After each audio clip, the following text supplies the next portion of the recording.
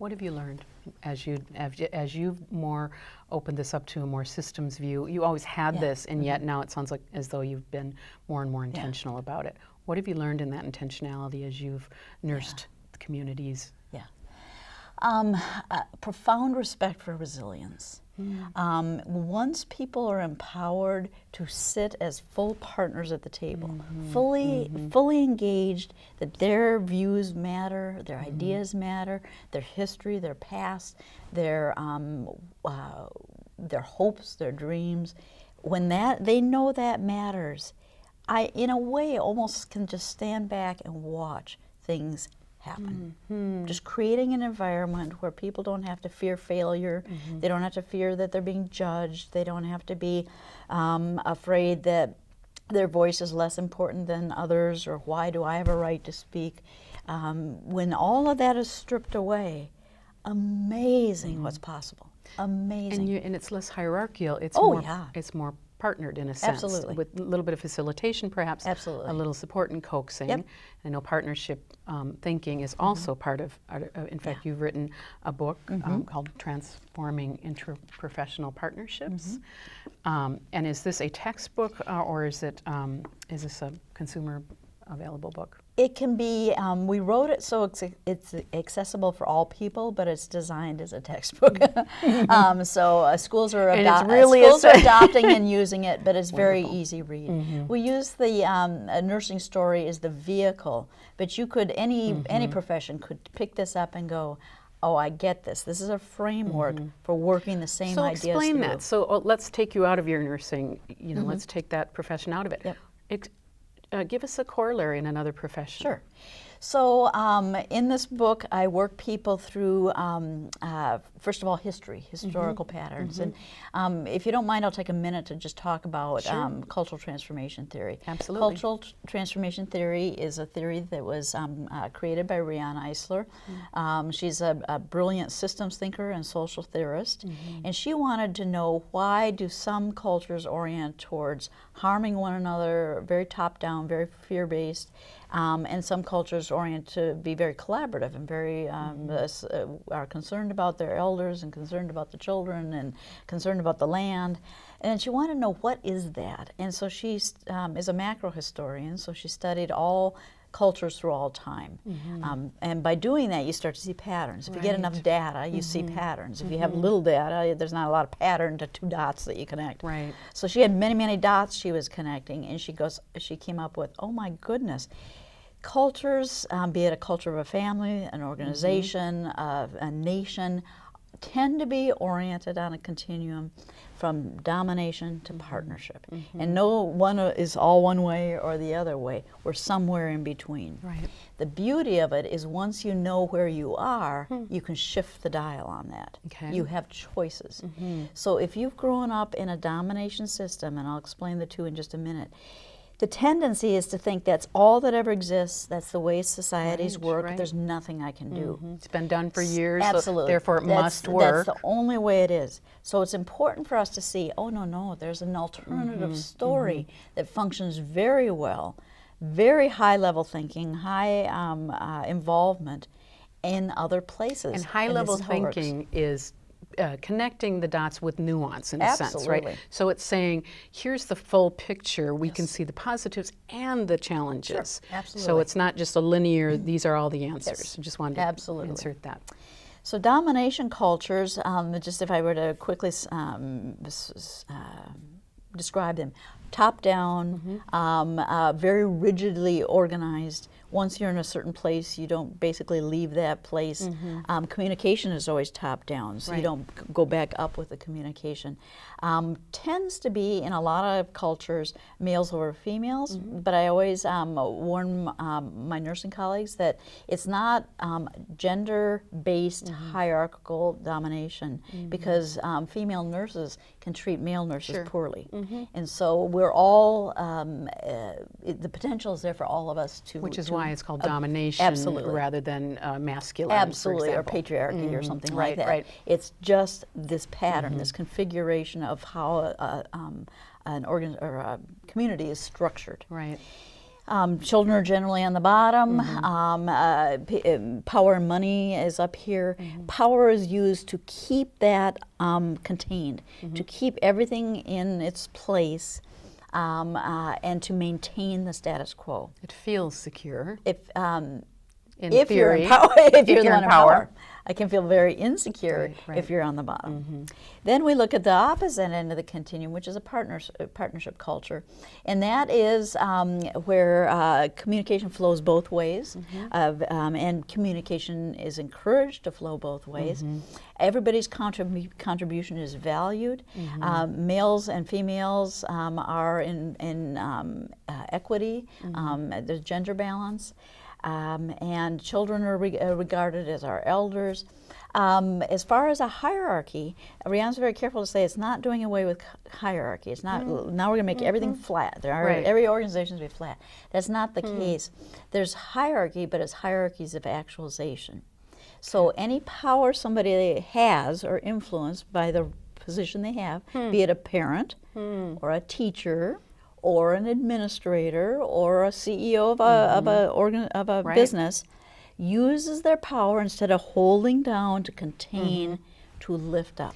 In a sense, so when you're talking about actualization, you're talking about a person sort of accepting or retaining their own understanding of their power. Am I getting this right? Absolutely. And then they're using that power in a way that isn't, again, top down. They're using a way, understanding that if others also find their power, they're going to be better partners. Am I getting that right? Absolutely. I often say, this is my little mantra is, we all move ahead when no one's left behind. Right. So we all move, the whole system moves ahead when you link arms. But you're not, when you link arms, but and this is really valuable because it explains a lot of what we're trying to do with WetheP, and it's all about self-actualization. This is what it's very hard for, I think, some people to sort of understand. They still get stuck in those paradigms. But self-actualization is sort of knowing where you're at right now.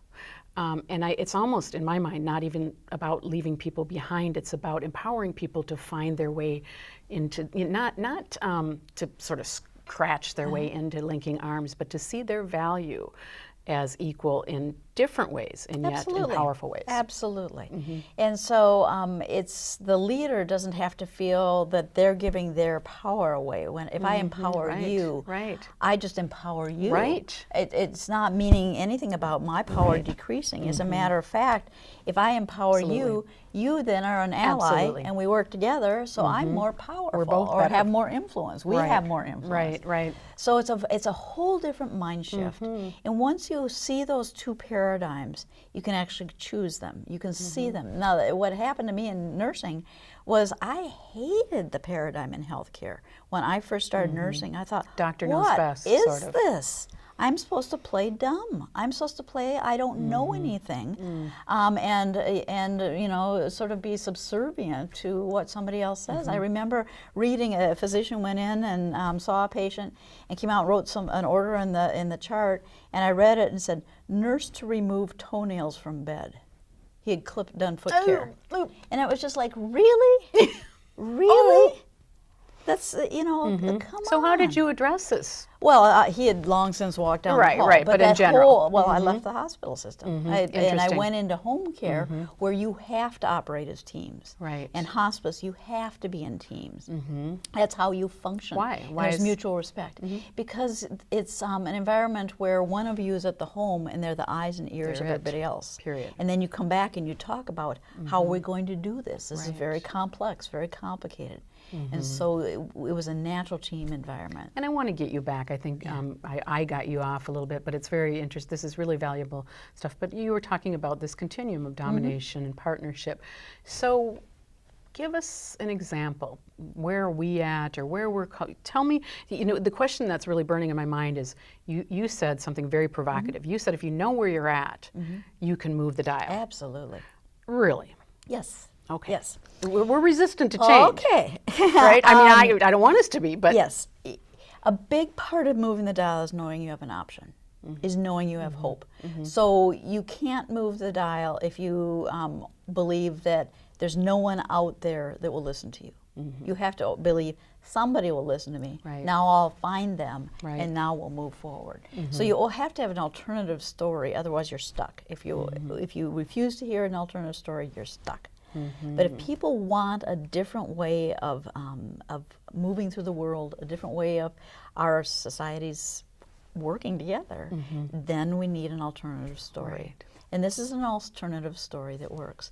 And oftentimes when I speak, I give sort of an example so people can see it played Exactly, out. yes. So I'm going to have you pretend. You get to role play with Oh, me. good, good, good, good. It's my And big acting because debut. you seem like you're a very, you love learning, I'll have it be a teacher student I role love it. instead of a nurse patient role. Perfect. So today's the first day of class. Welcome to Education 101. You're going to be taught how to be future teachers. And but this is very, very rigorous. You're here because of your grades, and you cannot misstep once or you will not make it. This is a very, very difficult program. I want you to look at the person on your left, and I want you to look at the person on your right. Only one of you is going to graduate 4 years from now. So you have got to toe the line. You have got to be reading. And I've gotta- You've got to be doing your assignments. And you have got to be showing us your excellence. Why should you be the one to make it and not the other people around you? Questions are really not appropriate because to me that shows that you haven't done your work. If you ask questions, it shows me that you really haven't been studying and doing the readings that I've laid out. I am available for office hours between 10 and 10:15 on Fridays. Please just watch, just know that there's nothing that bugs me more than lame excuses like you had an ill child, or you couldn't get your car started, or you had to pay an emergency rent. That doesn't cut it. If you want to be a teacher of future students, doesn't cut it. Okay? Okay. How'd you feel? I felt like I was shrinking. That's what I felt. Yeah. And I thought about my meeting on Friday mornings with my child's caregiver or something. Yeah. And do you want to learn? What I'm doing in my mind when I'm listening is the first thing that comes to mind is, first of all, I've got to knock these two out somehow. So it's suddenly become a competition. And then I'm going, when the professor is saying you can't ask questions, I'm going, oh, if I knock them out, who am I going to collaborate with on questions? Because I'm going to have questions. And So then what emotions are you feeling? well, first of all, I'm feeling like anger. I'm feeling anger, and I'm feeling diminishment. And maybe fear, shame, blame, all of Maybe those are shame, part of yeah, like domination systems. This person is telling me I can't ask questions, and I'm a question asker. Yeah. So question askers must be the wrong kind of person to be. Yep. And what kind of relationship would you have with future students? Well, I think that's an interesting question. I mean, and I have to give some context here. So I came from a family whose primarily their political beliefs, for example, very different than mine. But mine are, so I didn't reject them so much, but I was allowed to self-actualize, and bless their hearts, and thanks to them. So I am not exactly the same way. Not that they didn't do some things brilliantly, and yet, so for me personally, I probably would be very different. But I've certainly seen just the opposite, and there is a logical reason to be the opposite, because this professor is telling us something about the sociology of being a professor. You're being socialized into the norm of this is the best way to teach. This is the way you should treat people. Right. So it replicates itself. Right. The domination replicates itself. So now we're going to go like this, and I'm going to be a partner in education. So welcome to Education 101. You are going to be the future nurses of our culture, and there isn't any role that is more important than bringing the next generation, giving knowledge to the next generation. Not any more important role. But it's really difficult, and there's going to be times that you'll think, oh my gosh, am I in the right place? Can we do this? So I want you to take a look at the person on your left, the person on your right, and these are your beloved colleagues. You are going to graduate together. You are going to go out and you're going to get teaching positions, you're going to work together, you're going to shift the way education is done in our community towards empowerment improvement. Call me Teddie, that's just fine with me. I see this as a learning community. I have a lot of experience and a lot of studies that I have done, but I engage you as a fellow learner in that ask me questions, and sometimes I'll say yes, this is an answer, but sometimes I have to learn and go to that as well. Sometimes I'll say to you, look it up, figure it out, bring it back to class, and we'll engage in that. But questions will further all of us in our knowing and our knowledge. They're just fine, and there might be some content that's tricky along the way, so seek me out. I have office hours on Friday, but if Fridays don't work for you and it's something that you really need to understand for a paper or an exam coming up, give me a call or email me, and we will set up a time where we can engage so that you can have a better understanding of the information. Any questions? So can I reflect, do the same reflection that we did on with the first professor. So now I'm feeling an interesting mix of sort of pride. I chose this really amazing career to study, and responsibility. Like, oh dear, I can't just sit here and have this fed to me. I'm going to be I'm needing to be active. If I have questions, I'm going to have to ask them. I'm feeling some security because I've got co-journeyers here. But there's an interesting anxiety, and I'd love to talk about this too, because it's something we experience with WetheP. People want to be involved. They want to be self-actualized, but there is this internal, it's not, I'm certainly not feeling I'm rejecting my new calling to be a nurse, but I'm feeling an anxiousness, and it's not necessarily negative, but it's definitely there, and I think that happens in all change agents. So how does a student or a person process through that and accept that without as much anxiety, or is anxiety just part of the package? It is part of the package, but knowing what it is makes it a little better. We call it eustress in nursing. There's a certain amount of stress of just living. Right. If you didn't have stress, you wouldn't get up in the morning. You wouldn't worry about what I'm going to have for dinner. So there's a certain amount of stress. That's just the stress of going through life. And that's normal stress. It's good stress. We all need a certain level in order to be whole. So if people say, this is uncomfortable, I say, good. That means you're growing. Good. That's exactly what it's about. And what if I'm sitting here and I've heard this from people, particularly students, because of the way that much of our education system is operating these days and has been, saying, but I don't want to have to work that hard. They're the expert. They've got the PhD or the MD or the RN. I don't want to have to work that hard. And by the way, I'm not sure that these two are as smart as I am, or this one's way smarter than I am, and there's no way she's going to waste her time with me. So when people reflect those attitudes, that's classic domination system. The classic of how you grow up. You grow up to be blank slate. People are going to tell you what to do. People are going to tell you where to go. People are going to tell you the information to believe. And that's what becomes your norm. So when I encounter somebody who's grown up in a domination family, then they've gone to a domination school, and they maybe work for an organization that's really top-down, very hierarchical, and not respecting. Instead of going, can't you see it? I'm merciful.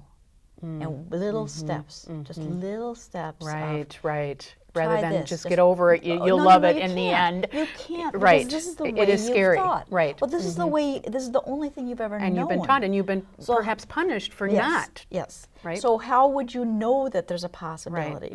So those of us who know there's a possibility need to hold the hand and walk with somebody to the next step, the next option.